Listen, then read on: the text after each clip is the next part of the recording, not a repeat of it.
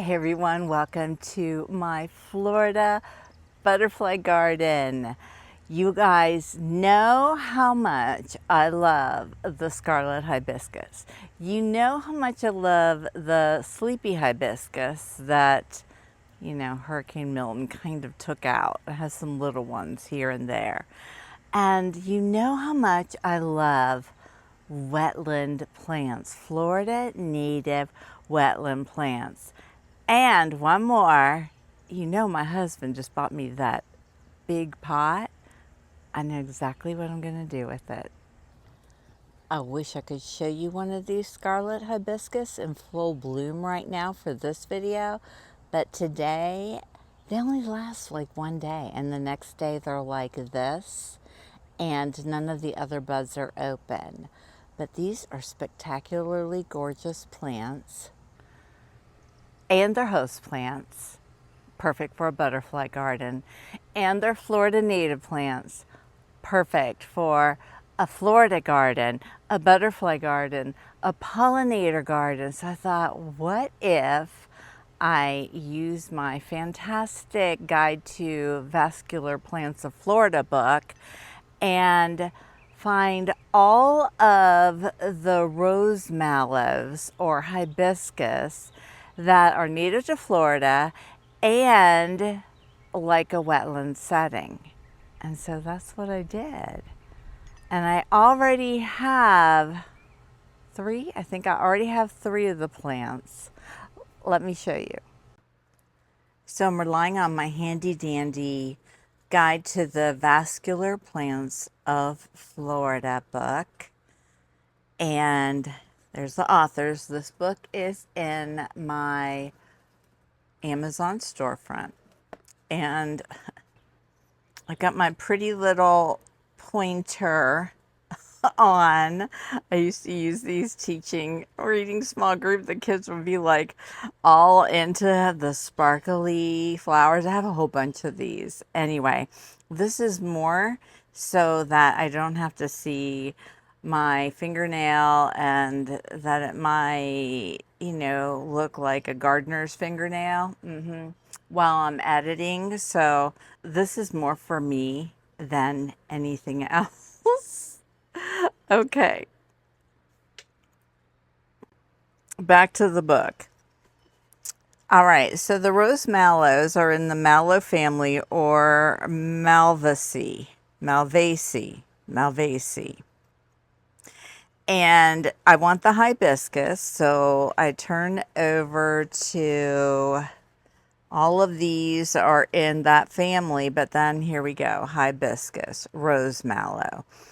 So then this section explains the keys, which is, again, describes the characteristics that narrow plants down into being different from one another, but still the characteristics needed to fit in this family. And then I get over here and look at me, I'm telling the book, you're wrong. False. We'll talk about that in a minute. So I'm over here, and actually I'm down here. So what I did was, first of all, if there's an asterisk in front of the H, which stands for hibiscus, because we're in the hibiscus genus in the Malvaceae family, if there's an asterisk before it, that means it's exotic. So I don't want any of those. So I can just ignore this first one. Okay, now turn the page. I'm looking for ones that go in water wetland. So I look at where it is. Seepage bogs, perfect. So I've got hibiscus, aculeatus, or is the C soft? No, it's got to be the hard C. Aculeatus. Okay, there you go. You're going to get to hear me pronounce wacky things. I don't have that, so I'm going to look for it. I did find some seeds I ordered, but I'm also going to see if I can find a plant. And then this one here, asterisk, so not native, skip it. This one is my scarlet rose mallow. I already have it. I don't need it. It says swamps. This is the one I have an issue with because it says dry open areas, and that is not true. The Hibiscus versillatus is a wetland. I mean, anything I look up on it outside of this book says it likes water, moist. So I don't know if that's like something their editor missed. And then Hibiscus grandiflorus. There we go. Swamps and marshes. I don't have this one, so that's one I want to try to get. Hibiscus laevis. Swamps and floodplains. This is interesting. I found seeds for this and I ordered them. But I was looking for that name and it said militaris. And then I remembered, oh, wait, there's that whole synonym thing. So I came back to this listing and sure enough, there it is, because I wanted to make sure I was getting what I want. So they had the scientific name for the seeds as this, which is a synonym for this. Isn't that confusing? It's those synonym things drives me bonkers. Just, can we please just have one scientific name? But no, because, well, we're not going down that rabbit hole right now. All right, next, Hibiscus moschutos. And look at that crimson eye. Doesn't that just sound lovely? I mean, doesn't just the name sound lovely? Marshes and swamps. So I found seeds for that. This next one, rockland hammocks. Nope, not a wetland. Disturbed sites. Nope, not a wetland. And also has the asterisk. This one, there's two of them, and you know what? This one, it says 2 varieties occur in our area, and it has how they're different, but it doesn't say, oh wait, no, there it is.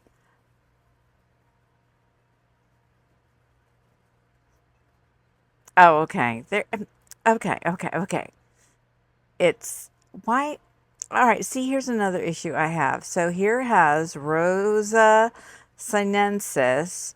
2 varieties occur in our area. And do you see how it says var? Var, that's for variety. Okay, but then right down here it has that same word and it has the variation, the variety. But look, it's got the asterisk. Why didn't they put the asterisk on that one? They led me down a rabbit hole because now I'm like, oh, okay, I need to check these. And then you come down here and I'm like, no, they're exotic. Never mind. Don't waste my time, book. Okay, Trionium, dry, disturbed sites. No, not a wetland. And there we come to the next genus. So we're done with Hibiscus. So now I have, how many did I get? 1, 2, 3, 4, 5, 6. I think that was it, right? Was that it? Yeah. So I have 6 varieties. Of the 6, I have 2. So we're going to go ahead and get the big pot set up. I'm going to show you where we're going to put it. I'm going to fill it with soil and go ahead and plant the 2 that I have in here.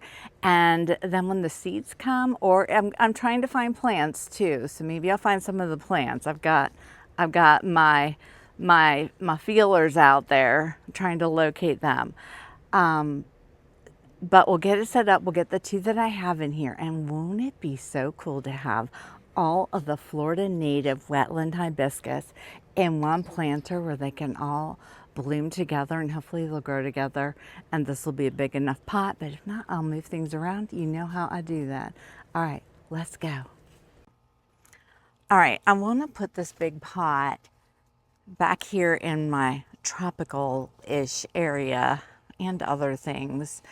And I want to kind of put it right in front of where that bird bath is. Now that bird bath I'm going to move because I have not seen any birds come to it.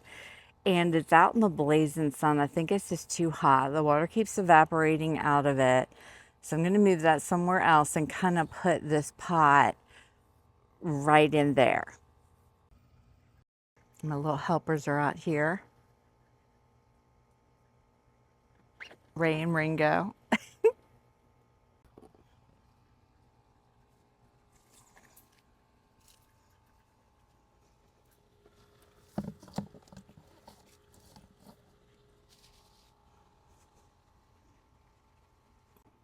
All right, change my mind.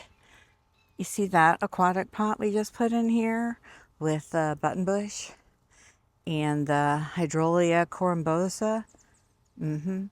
I think I'm gonna put this one right over here because those plants get really tall and they can hide that ugly blue thing, just like everything else in here. We're just waiting for everybody to grow here. So this pot, I have not opened the drain holes, and I'm pouring my compost that I've collected.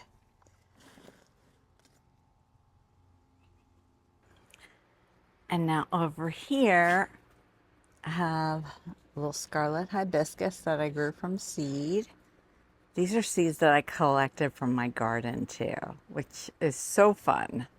Like when you don't have to buy anything, you just collect seeds from your garden and grow them. That's the best. You know what? I'll use this little bird bath as a table to hold my plants until I'm ready for them.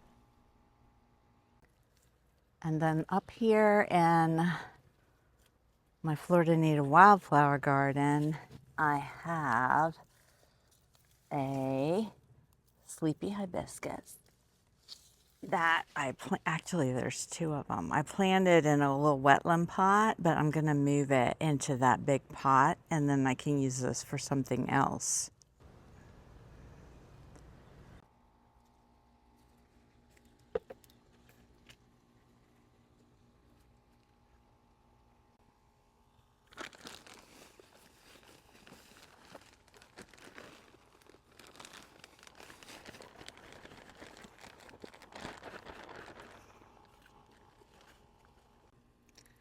All right, up first, scarlet hibiscus or Hibiscus coccineus. That's the one that gets those big red flowers. So this group, all 6 of these hibiscus species that are Florida native, host the same butterflies and moths, 4 species of each. I'm doing my one-handed potting. So the 4 butterflies that host on these plants are the painted lady, the gray hair streak, the common checkered skipper, and the tropical checkered skipper. This is the sleepy hibiscus or Hibiscus versillatus. Moving in now. Now these plants can get pretty big. So if they're overcrowded in here, I'll move them out. But I just think it would be neat to have them all here together as I watch them grow and learn the differences among them.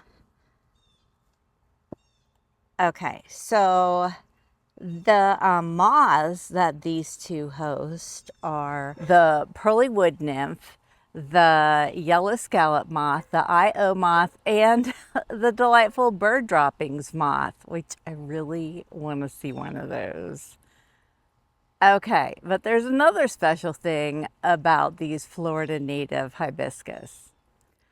They also attract the rose mallow bee, which is a specialist bee, which means that those bees only get pollen from members of the rose mallow family. So the scientific name of this bee is Tilithrix bombiformis, and they are ground nesting bees, and they build these cute little turrets beside the opening of their nest. So a lot of times they're referred to as chimney bees. And one of the really cool things about them is that they can walk on water.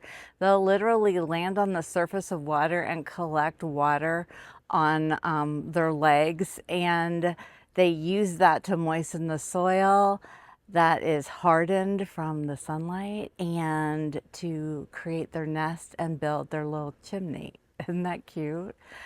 So fascinating, and wonderful addition to a pollinator garden, because if you're a specialist bee and you only need, or you can only use a certain specific plant, let's hope that a lot of gardeners get those plants out in the world for you. Oh, and the male bees hang out by the flowers and just wait for the female to come visit. So I hope you enjoyed this day 3 of Every Day for the Rest of May video series. And if you want to see those plants when I get the rest of them, either I get the seeds and get them started from seed, or I get the actual plants of the 4 Florida native hibiscus that I haven't collected yet. I'll be filming that in a future video, so you need to subscribe to see that all come together and to see what this pot looks like when these flowers bloom. It should be spectacular. All right, I'll see you tomorrow. Tap the like button. Bye, everyone.